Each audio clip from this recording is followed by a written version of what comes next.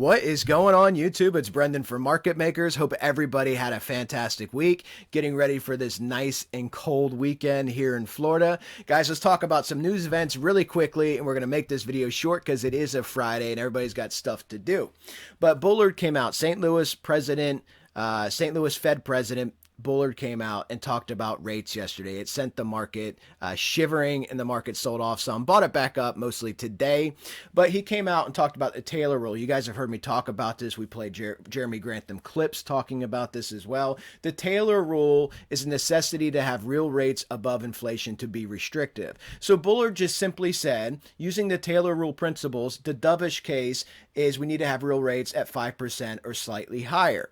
And the hawkish case, which is what upset the market, is 7%. With the idea at the 5% level, inflation organically keeps coming down, the economy keeps slowing, and you meet right there in the middle at that 5%. The 7% hawkish level would be inflation stays stubbornly high. You got to get rates up above inflation. So if inflation comes down to 6.8, 6.9, you might have to get up to 7 to really pull down inflation. The markets didn't like that. CNBC spent hours just poo-pooing this idea, saying how irresponsible it was to talk about things like this, which I view it the total opposite, 100% responsible. You know, I don't like to defend the Fed. We know that they're horrible. We know that they messed up, but I hate the elite media class, the hedge funds, these hosts. They have no idea. They have zero idea what it's like to live in the real world where people are struggling and suffering to pay utility bills and to pay for groceries. 70% of Americans now live paycheck to paycheck. The majority of Americans don't have $500 in their checking account. Credit card debt just hit a 15-year high. But of course, they're not going to tell you that because that has nothing to do with the fact that everything costs more. We all know inflation's not 7.7%. Food inflation alone, according to the UN, is the highest on the UN food index it's ever been. The groceries, everything's up 20%. That's killing real normal people. The billionaire hedge fund guys that don't care, the millionaire fund managers and portfolio managers you see on these panels saying, oh, well, just the Fed should do nothing. Inflation will just come down. Yeah, how much damage will be done? How many people will go bankrupt in the meantime? They don't care about the normal person. This is why we have this channel, to pursue financial freedom. Forgot to mention our two sponsors, guys, BITGET and SimpleFX. I wanted to add BITGET is doing an audit. They're going to publish on their website a Merkle Tree proof of reserves. I've talked to BITGET. This is extremely important. I know everybody's fearful about exchanges. The way I view it, and I've said this before, I want to be very clear with you guys, do not use any exchange as a wallet. Pull your money off that you are not trading with. I trade for a living. I need exchanges. BitGet's doing a Merkle Tree proof of reserves. They also have a $300 million insurance fund, self-funded. Again, all that detail is on their website. The link for BitGet to trade all the cryptos is in our video description. SimpleFX, our other sponsor. This is where we trade the equities. This is where we trade commodities, gold, silver, oil, and Forex. I trade a lot of Forex, guys. And this is also where you can trade a few different cryptos, a small handful of cryptos. There is no spot buying. It's all futures. It is a CFD exchange. The tutorial for Simple is in the video description. The double bonus that nobody else can give you, which is real. You don't have to earn it. You don't have to roll it over. Available instantly based on your deposit, is also in the video description. All the details are there. Guys, come trade with us in our room. Half off, $20 gets you in our Discord. You get education, you get TA, you get trade signals, but most importantly, and I mean this, is you get 13,000 people that want the same thing as you. Over 30 countries are represented in the room, multiple political affiliations, obviously, multiple points of view. Everybody has the same goal. It is a fantastic and growing community. Dozens of you have joined in the last couple of videos. Love to see you all there and check it out. $20, you take one trade that's successful, guys, you're good, okay? I don't think you're going to want to leave. So come check us out. All right. That link, by the way, for the Discord is in the video description. You have to use the link, and the coupon code is right there, and you have to download Discord, verify your account. Discord emails you. Open it up, click it. Let's get into TA. All right, so weekly time frame, guys. You've seen the GAN fan laid out from the pandemic low, and you can see we're hitting our head right about where we are, 16.7, 16.8. Okay, let's go ahead and take a fib, trend-based fib from here. Going to do a little wave projection. Notice the GAN rungs, okay? The rungs of the fan here. So you're back testing your 618 at 17.1. We've taken a lot of scalps in the room at that area, 17.1. And the next key GAN fan level, that intersection is right there at 14.4. So you have 14.4 on the fib. You have 14. This is an ascending angle, so we'll call it 14 on the GAN fan. And then notice your 1618 is 10,000. Okay, 10,000. And obviously this goes all the way up to 11,000, 12,000 on an ascending angle, just depending on time. But these key levels, you have Fibonacci and geometric trading intersecting. Okay, it's something that you can see confluence for, and it's something you see resistance and as support. And this has been working out, by the way, the GAN fan. This is why I showed this to you guys. It captured the all-time high. It captured key points of resistance and support, okay, all along this descent through the GAN fan. So confluence, you're always looking for high probability trades. What makes a high probability trade? Multi-factored confluence. That's what makes a high probability trade. The economy, I expect it to continue to weaken. I expect Q4 earnings to disappoint, and I expect Q1, Q2 to be really bad, and that is because everything's slowing down. You guys have to remember the DXY has been going down. Let's go ahead and jump over the DXY real quick. The DXY has been showing a lot of weakness, and the DXY right now is at 106.5. Now we have the 1618 at 104, the 200-day moving average down there around 104 as well. But as the DXY descends, it's inflationary because now it costs more of your dollars to buy all the imported goods. Having a strong dollar was counter to inflation. It helped the average American. Now having a weaker dollar will hurt the average American. Again, an inflationary concept. You have to remember inflation moves in waves. You can study the 1970s to see this. This is why Powell keeps saying he doesn't want to pivot too early. He keeps saying it's better to over tighten than it is to pause too soon. And I 100% agree, because that's what the 1970s was, a lost decade. Every time we neared recession, the Fed would pause. And then what happened? Inflation would go up. You lost the decade. Inflation destroys lives. It destroys jobs. It destroys wealth. So just remember, you're never going to get these raises every year, right? If we have 7-8% inflation, which again, real inflation like food inflation is what, 15-20%? You're going to get a 15-20% raise every year to equal inflation? No, you're not. And this is how you end up losing money. 66% of Americans live paycheck to paycheck. Majority of Americans have less than $500 in their account. All of this the Fed needs to be aware of, because this is not about protecting the elite media class and that portfolio manager class. This is about protecting the average person, making the average citizen's life more stable and better, and giving them an economic future for them and their family. Let's look at Bitcoin. The DXY. So the DXY is bobbing around in here, guys. You know, we're going to see what happens on December 10th, the next rate hike. CPI comes out the day before. If Powell does surprise the market and goes 75, you're going to get some strength back. If it's weaker than 50, you're definitely going to come down. If it's 50, I don't know. We have to see what happens. Remember, the other central banks are also raising rates. We have over 40 countries in the world with double-digit inflation. The 10-year yield pushing back up towards 3.8. I have the 1618 at 3.5.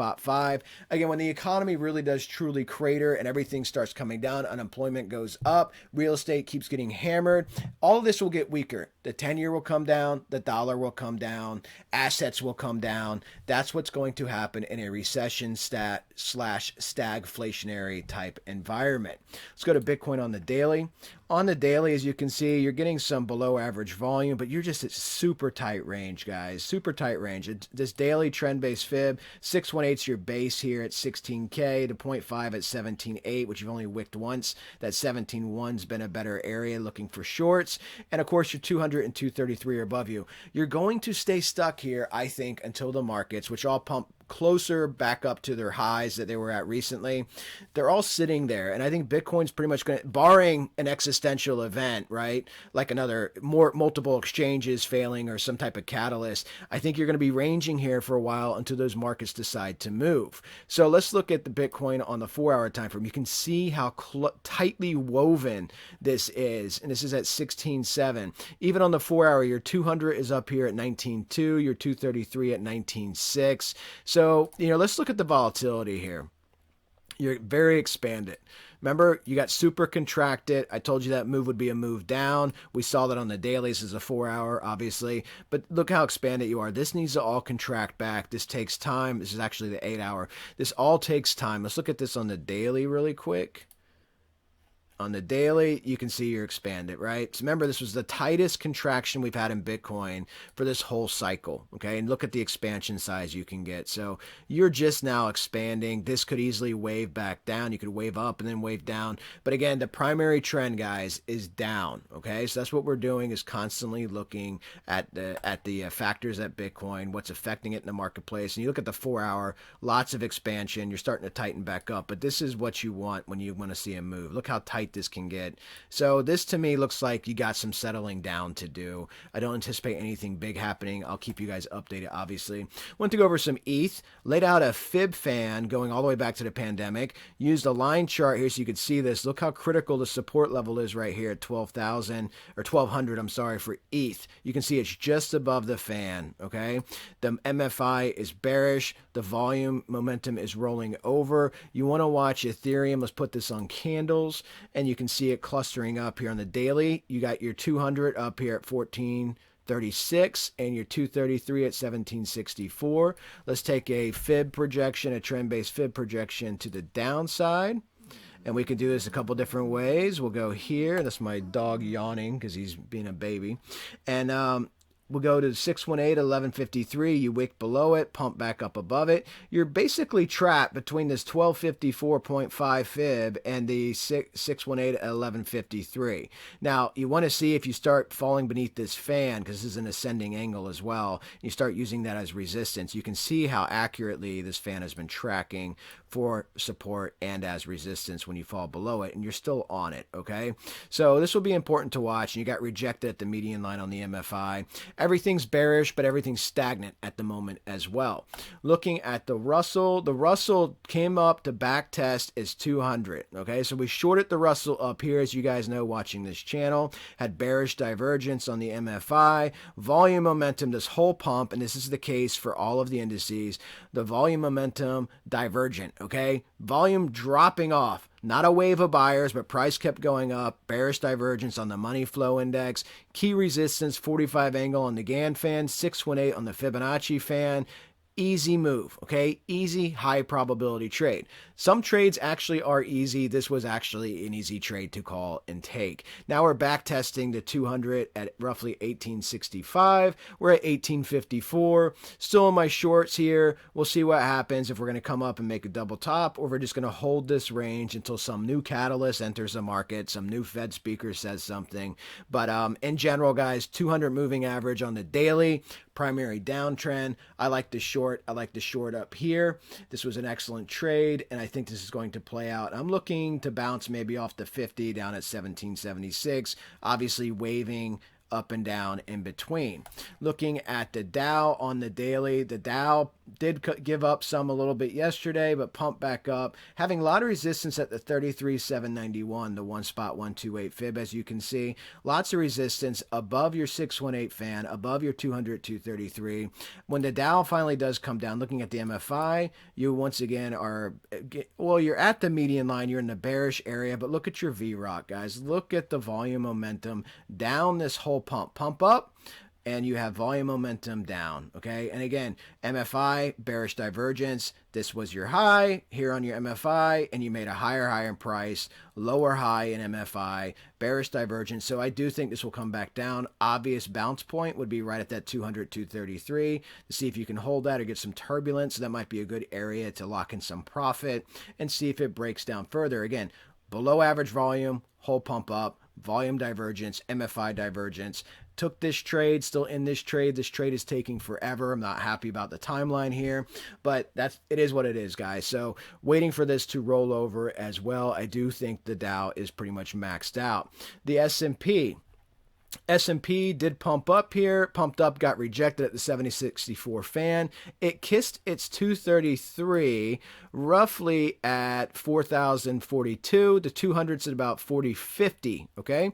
About 4050. You can see we exited Wyckoff, classic Wyckoff down thrust, got up. There's your Livermore pivot right here. We talk about this all the time on the channel.